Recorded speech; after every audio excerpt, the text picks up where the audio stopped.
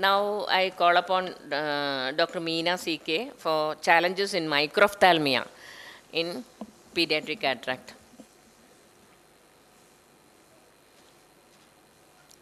Dr. Meena is the consultant pediatric ophthalmologist in Little Flower Hospital, Angamali. Good afternoon, everyone. Actually, this talk was by Professor Cocker, and obviously all of you know that I can't be a replacement, but I'm just sharing a few of my experiences with microphthalmos.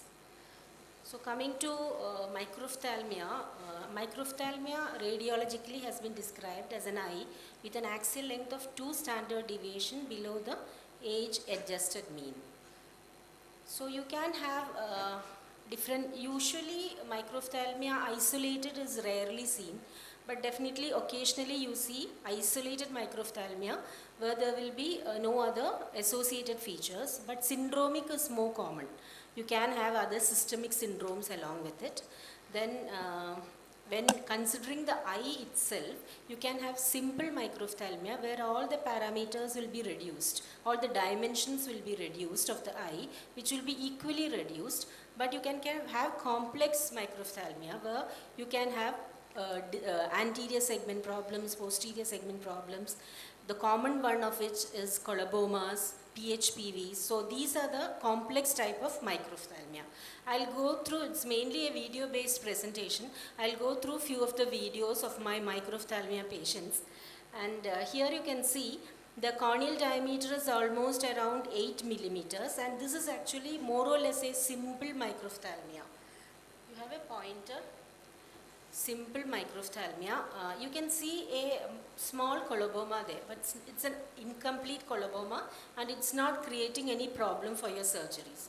So each step is little different in microphthalmia, because when you feel that there is some problem to your rhexis, like you can't pull it properly, then you shouldn't try to do it, because you can have a microphakia associated with it. So then you can convert it slightly with a micro scissors and then continue with this. So here you can see the nucleus was very hard. It was just like an adult nucleus. So I had to go for a phacoemulsification. I usually don't do phacoemulsification, but in this case I had to use the phaco probe to remove the nucleus. It was that hard. And posterior capsulotomy was easy in this case. It was just like any lamellar cataract. So it's like each case is different, but cases like these of microphthalmia, they are usually easy to manage, because it behaves usually like the normal lamellar cataract, and even you may be able to put an IOL later. This was in the early months of life, so we didn't think of putting an IOL. So here you can see a little bit of visco going into the anterior vitreous, which is a proof that the anterior vitreous cavity has been opened. That is one problem with pediatric cataract. Sometimes you feel that you have opened the anterior vitreous cavity, but it might be intact. So make sure you open it. It's just like a posterior capsule. So you have to open the anterior vitreous cavity, which is a must, because otherwise it will opacify very fast. Now coming to the next case. Like this was a more or less a severe microcornea, and you can see only that center part is open. Pupil, only that much of pupil is there, and you can see a central plaque cataract. So I couldn't do anything but to use a pupil dilating devices, and again you have a microphakia here. It's only 5 millimeter cataract. So rhexis, again it's difficult, like you will have to convert the rhexis with vitreous scissors and do it carefully so that it doesn't extend to the zonules. And here rhexis is getting completed, and you can see there isn't much of, sorry for the video quality, much of cortical matter there. It's just that plaque you can see there. And when you lift up the plaque, you can see the PHPV behind that. And it's just like a pancake sitting on the posterior capsule. And I'm trying to lift it up and remove, but it's attached so tightly to the posterior pole, it can be dangerous. So you have to just cut it, otherwise you will give undue pressure on the vitreous base.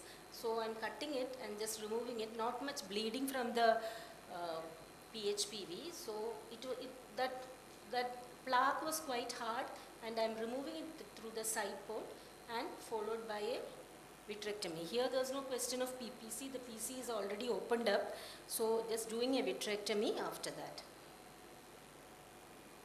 Now coming to this case, this is not much of a microphthalmos, but since the stereopsis is not good in this video, this is almost a flat anterior chamber.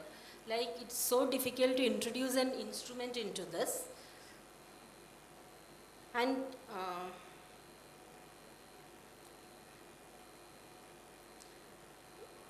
the corneal diameter is something like 9 millimeter. I'm just trying to debulk it with the help of a needle.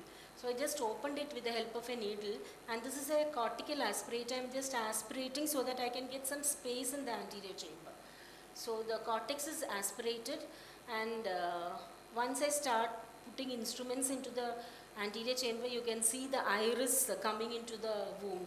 That is the biggest problem you have when you do pediatric care. You shouldn't have that problem, but when you have a small pupil and when you have a crowded anterior chamber, this is a big problem.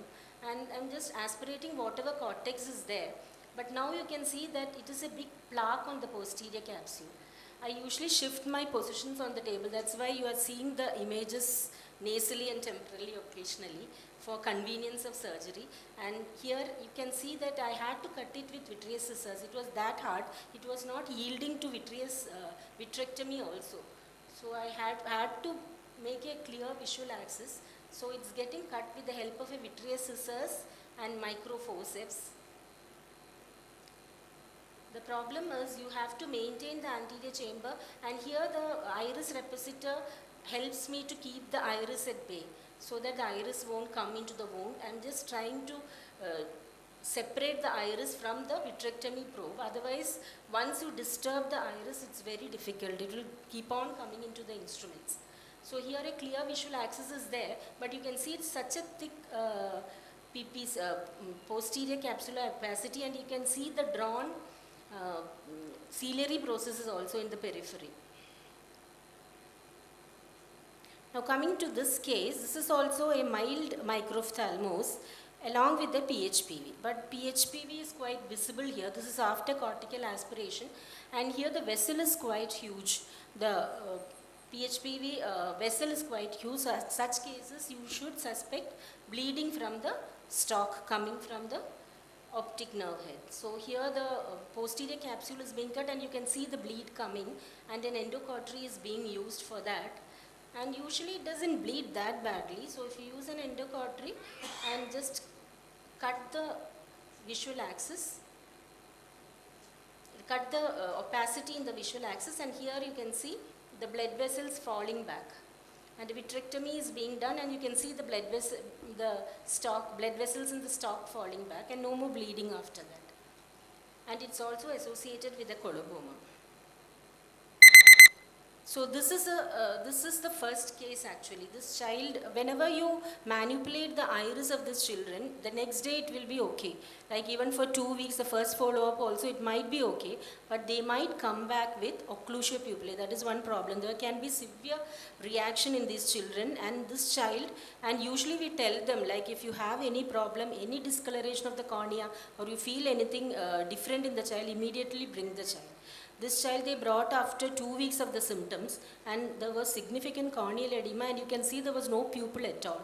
It was an occlusio pupillae with a membrane, and it was very difficult removing it because there was no space in the anterior chamber. And I tried removed it with a vitrector, and a pupillary visual axis was made.